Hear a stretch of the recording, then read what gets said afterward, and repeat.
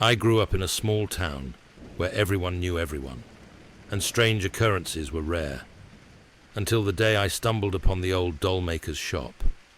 It was hidden in a narrow alley, tucked between two abandoned buildings, the kind of place you only found if you weren't looking for it.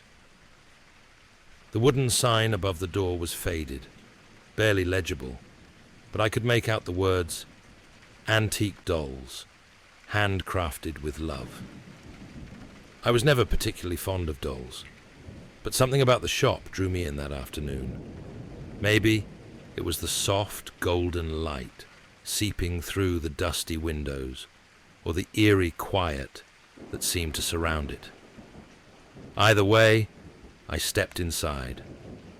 The air was thick with the scent of old wood and varnish, and the walls were lined with shelves, each filled with delicate hand-carved dolls. They were beautiful in a way, but unnerving. Their eyes, painted with meticulous care, seemed to follow me as I moved deeper into the shop. I was the only customer there, and the shopkeeper, a frail, hunched man with thinning grey hair, watched me silently from behind the counter. "Looking for something special?" he rasped, his voice rough and cold. "I'm just browsing," I said, trying to keep my voice steady. As I wandered through the narrow aisles, I noticed something odd. All the dolls, though different in size, style, and era, shared the same expression. It wasn't a smile or a frown. It was something in between, a vacant, almost lifeless stare. I couldn't shake the feeling that something was wrong. I was about to leave when a particular doll caught my eye. It was smaller than the others, with dark brown hair and bright green eyes. Unlike the others, this one was smiling, a wide, almost too perfect grin. I felt drawn to it, even though its expression sent a chill down my spine. "How much for this one?" I asked, holding it up for the shopkeeper to see. He glanced at the doll, and for a split second, I saw something flicker in his eyes. Fear, maybe, or regret. But then he smiled, a tight, thin-lipped smile that didn't reach his eyes. "That one's not for sale," he said quietly. "Why not?" I asked, confused. "It's just a doll." The old man's smile faded. He stared at the doll for a long moment, before finally speaking again, his voice barely above a whisper. "Some things are better left untouched. That doll has a history, one you don't want to be part of." I could tell he wasn't going to say more, but his warning only made me more curious. Against my better judgment, I decided to take the doll. I left some cash on the counter and hurried out before he could stop me. That night, I put the doll on my dresser, its green eyes gleaming in the dim light. I felt uneasy, but I convinced myself it was just my imagination. It was just a doll, after all. But as the hours passed, I found it harder and harder to sleep. Every time I closed my eyes, I could feel the doll's gaze on me, that unsettling smile etched in my mind. Around midnight, I woke to a soft scraping sound. My heart pounded as I sat up, listening intently. The room was still, except for that faint, persistent sound. I turned on the light and froze. The doll had moved. It was no longer on the dresser where I'd left it. Instead, it was sitting on the floor, facing the bed, its head tilted slightly to the side. Its green eyes seemed brighter, almost glowing in the soft light. I jumped out of bed, my pulse racing. I was sure I hadn't touched it. I picked up the doll, its body cold and stiff in my hands, and put it back on the dresser. I told myself it must have fallen, though I knew that was impossible. The dresser was too far from the bed. I tried to sleep, but every creak, every rustle of the wind outside made me jump. I couldn't shake the feeling that I wasn't alone in the room. And then, just as I was beginning to drift off, I heard it again, that soft, rhythmic scraping. I shot up, fumbling for the light, my hands shaking. The doll was gone. This time, it wasn't on the floor. I looked around frantically, my heart pounding in my chest, and then I saw it, sitting in the chair by the window, its head turned toward me, that smile frozen on its face. I couldn't take it any more.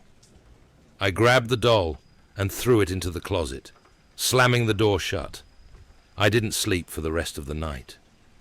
The next morning, I called the shopkeeper, desperate for answers. When he answered the phone, I blurted out everything. The doll moving, the strange noises, the feeling of being watched. There was a long silence on the other end before he finally spoke. "I warned you," he said, his voice filled with sorrow. "That doll, it's cursed. The dollmaker who created it poured too much of his soul into his work. When he died, part of him remained trapped in the dolls he made. And now, they seek companionship." I dropped the phone, my mind reeling. I couldn't stay in the house. I packed a bag and left, leaving the doll locked in the closet.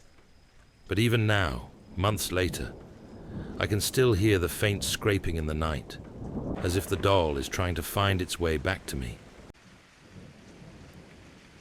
I've always loved antique shops. There's something about the way time seems to linger in the air, the way old objects seem to hold on to memories, as if they've seen countless lives and lived through untold stories. It felt like stepping into the past, a time capsule filled with forgotten history. So, when I found the mirror, it felt like destiny. It was tucked away in a corner of the shop, half buried beneath dusty old furniture. The first thing that caught my eye was the frame, ornate and intricately carved, golden once, but now dulled by time. The craftsmanship was beautiful, and it seemed out of place among the cluttered mess of trinkets and forgotten treasures. I wiped away the dust with my sleeve and stared at my reflection. The glass was foggy, slightly warped, as though it had aged along with the frame.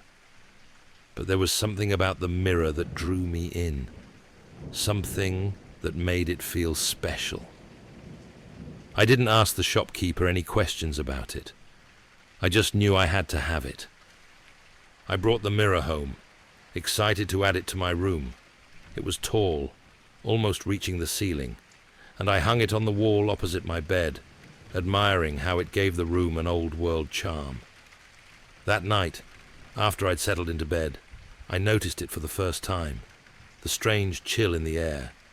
The room had always been warm and cozy, but now it felt cold, like the air around the mirror was somehow different. I brushed it off as my imagination, figuring the house was just drafty. Over the next few days, the feeling persisted. The coldness near the mirror seemed to intensify, especially at night. But that wasn't all. I began to notice other things too, small, unsettling details. Every now and then, I'd catch a glimpse of movement in the reflection out of the corner of my eye, like a shadow passing behind me. But when I turned around, there was nothing there. One evening, I stood in front of the mirror, examining my reflection. The longer I stared, the more I noticed how strange it looked. My reflection wasn't wrong exactly. It was me, but there was something off. The glass was old and warped, which could have explained the slight distortions, but it felt like something more, like the reflection was just a little too delayed, like it was watching me rather than mimicking my movements.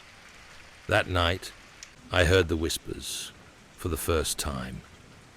I was lying in bed, half asleep, when a faint sound pulled me back into wakefulness. It was soft at first, barely audible, like someone was whispering right at the edge of my hearing. I sat up, confused, thinking maybe I'd left the TV on or that the wind was playing tricks on me. But the sound was coming from the direction of the mirror.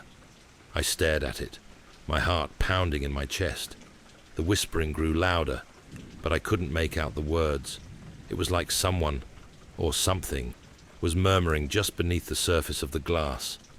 I told myself it was my imagination, a trick of the mind brought on by exhaustion, and I forced myself to go back to sleep. The next morning, I avoided looking at the mirror. I didn't want to acknowledge how uneasy it made me feel, but the memory of those whispers lingered in my mind, making it impossible to concentrate on anything else. That evening, as the sun set and shadows filled the room, I found myself drawn to the mirror again. I stood in front of it, staring at my reflection. It was almost identical to the night before, me, standing there, but with that same slight distortion. I leaned in closer, my breath fogging up the glass. The whispers started again, louder this time, but still too faint to understand. My skin prickled with unease. I watched my reflection as the whispers grew louder, clearer, until I could almost make out the words. And then I saw it. Something moved behind me in the reflection. Something dark, a shadowy figure that seemed to shift and flicker just at the edge of my vision. I whipped around, but the room was empty. My heart raced as I turned back to the mirror, but the shadow was gone. I backed away, my pulse pounding in my ears.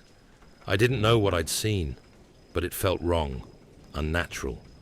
I tried to convince myself that it was just my imagination, a trick of the light, or a figment of my overactive mind. But deep down, I knew better. Over the next few nights, the whispers became more frequent. Every time I was near the mirror, I could hear them, soft, insistent, like a chorus of voices calling out from somewhere far away. They would start just after midnight, faint at first, then growing louder and more distinct as the night wore on. I couldn't sleep. I couldn't escape the feeling that something was watching me, waiting. One night, I decided to confront whatever it was. I was tired of being afraid, tired of the cold and the whispers. I stood in front of the mirror, my hands trembling, and stared into the glass. The whispers started almost immediately, louder than ever before. I leaned in closer, my breath shallow, straining to hear the words. And then I saw it again, the shadow, clearer this time. It wasn't just a flicker or a movement in the corner of my eye. It was a figure, tall and dark, standing behind me in the reflection. I froze, my blood running cold. The figure didn't move. It just stood there, watching me with eyes I couldn't see but could feel. I turned around, my heart in my throat. The room was empty, just as before.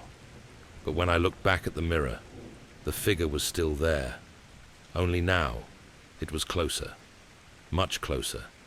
It was standing right behind my reflection, as if it were part of the glass itself, trapped on the other side. My reflection's eyes met mine, but they weren't my eyes anymore. They were dark, hollow, and filled with something terrible, something ancient and angry. I stumbled back, my breath coming in ragged gasps, but the figure didn't move. My reflection's mouth began to move, but the words didn't match the whispers I'd been hearing. It was speaking, but the sound was distorted, like a record played backward.